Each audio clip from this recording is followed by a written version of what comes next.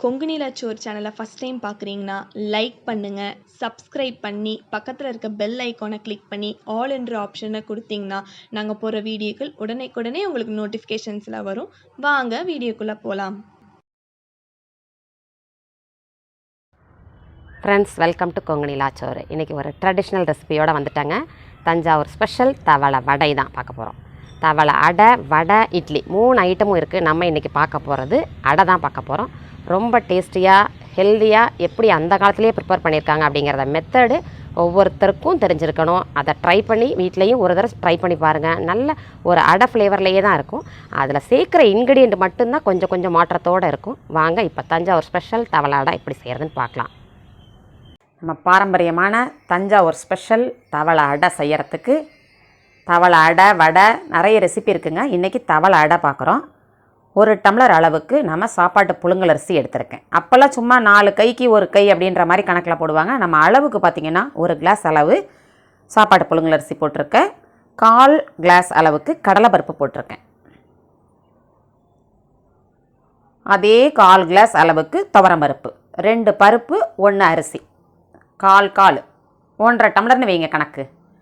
எதில் எடுக்கிறோமோ கப்போ கரண்டியோ எந்த அளவில் எடுத்தாலும் 1க்கு 1/4 டம்ளர். நல்லா தண்ணியை ஊற்றி 2-3 ட்ரிப்பு நல்லா கழுவிடணும். நல்லா க்ளீன் பண்ணிவிட்டு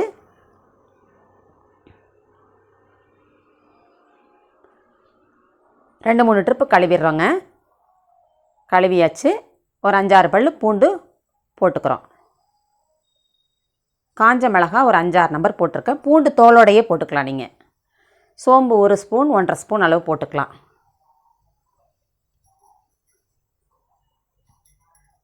அப்படியே ஒரு 3 ஹவர் விட்டுறோம்.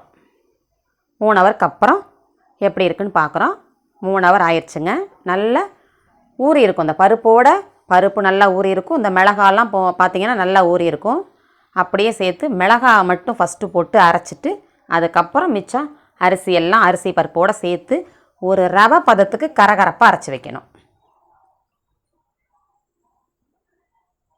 மாவு நமக்கு ரெடி ஆயிடுச்சுங்க. மாவை பார்த்திங்கன்னா திக்காகவும் இருக்கணும், தண்ணியாக இருக்கக்கூடாது. இந்த அளவுக்கு இருக்கணும். குறைன்னு இருக்குது பாருங்கள். ஒரு ரவை பதத்துக்கு இருந்தால் தான் அந்த அடை வந்து நல்லா கிறிஸ்பியாக பொலபலன்னு இருக்கும் நமக்கு. இப்போ தாளித்து விட்டுக்கலாம். கொஞ்சம் எண்ணெய் அதிகமாக தேவைப்படுங்க. நான் ஆயிலும் தேங்காய் எண்ணெயில் மட்டுமே செஞ்சால் நல்லாயிருக்கும். நான் இன்றைக்கி கொஞ்சமாக தேங்காய் எண்ணெய் போட்டிருக்கேன். கடுகு போட்டு தாளித்து விட்டுக்கிறோம். காஞ்ச மிளகாய், அரைக்கிறப்பவே பெருங்காயம் போட்டிருக்கேன். இல்லைனா நீங்கள் இந்த ஸ்டேஜில் சேர்த்துக்கங்க. கடலைப்பருப்பு 1 ஸ்பூன் போட்டிருக்கேன். ஒரு 2 மிளகு, 1 ஸ்பூன் அளவு சீரகம் போட்டுக்கிறோம். நல்லா செவந்து வர வரைக்கும் நல்லா அப்படியே பிரட்டி விட்டுட்டு கருவேப்பிலை போட்டு தாளித்து கொட்டிக்கிறோம். அதுக்கு மேலே ஒரு கை அளவு தேங்காய் துருவலை போட்டுக்கிறோம். இந்த அடை தோசைக்கு நல்ல ஃப்ளேவராக இருக்கிறதே இந்த தேங்காய் தாங்க.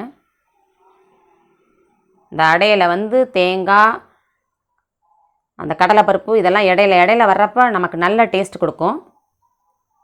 பொரியிற வரைக்கும் வெயிட் பண்ணிவிட்டு இந்த மாவில் இப்போ கொஞ்சம் மஞ்சத்தூள் போட்டுக்கிறோம். இந்த மாவுக்கு தேவையான அளவு உப்பை போட்டுக்கிறோம். இப்போ இந்த கலர் மாறி வந்துருச்சு தேங்காயெலாம். அதை எடுத்து இப்படியே தாளிச்சதை கொட்டிக்கிறோம். அந்த எண்ணெயோடு கலந்து மாவோடு சேர்த்து கலக்கிறப்போ நல்ல முறுமுறுன்னு வரும் நமக்கு அடை. மாவு நல்லா இந்த பக்குவத்தில் இருக்கணும் உங்களுக்கு. ரொம்ப தண்ணியாகவும் இருக்கக்கூடாது, கெட்டியாகவும் இருக்கக்கூடாது.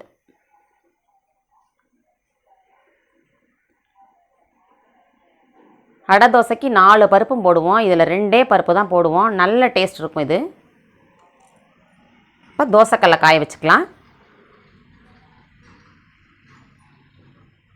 எண்ணெய் கொஞ்சம் ஜாஸ்தியாக விடுற மாதிரி இருக்குங்க.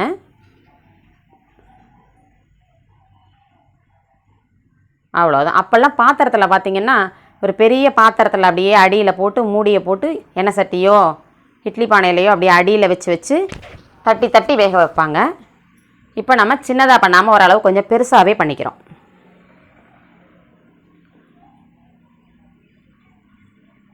எண்ணெயை சுற்றி விட்டுட்டு சிம்மில் வைக்கணும். அந்த உள்ளர அந்த குருணை மாதிரி இருக்கிற அரிசி எல்லாம் வெந்து வர வரைக்கும் சிம்மிலேயே வச்சோம்னா நமக்கு நின்று நல்லா வேகும்.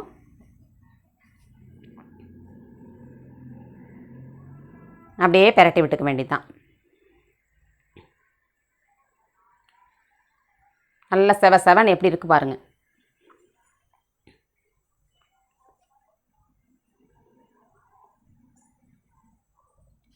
அப்போல்லாம் பெரிய பெரிய ஃபேமிலியாக இருக்கும், பெரிய அளவில் செய்கிற மாதிரி அப்படியே பானையில் வச்சு வச்சு தட்டி எடுக்கிற மாதிரி பண்ணுவாங்க.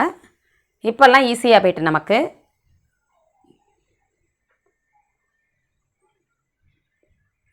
அவ்வளோதாங்க, நல்ல செவ செவன்னு நம்மளுடைய தவளை அடை ரெடி ஆயிட்டு. பாரம்பரியமான தஞ்சாவூர் தவளை அடை ரெடி ஆயிடுச்சு பாருங்கள். இன்னொன்று ஊற்றி காட்டுறேன் பாருங்கள். நமக்கு நின்று வேகணுங்கிறதுனால நம்ம ஈஸியாக தோசைக்கல்லில் போடுறப்ப கொஞ்சம் மெல்லிசாவே ஊற்றுறோம், ஆனால் கொஞ்சம் மொத்தமாகவே ஊற்றுறோம். தோசை மாதிரி ஊற்ற வராது.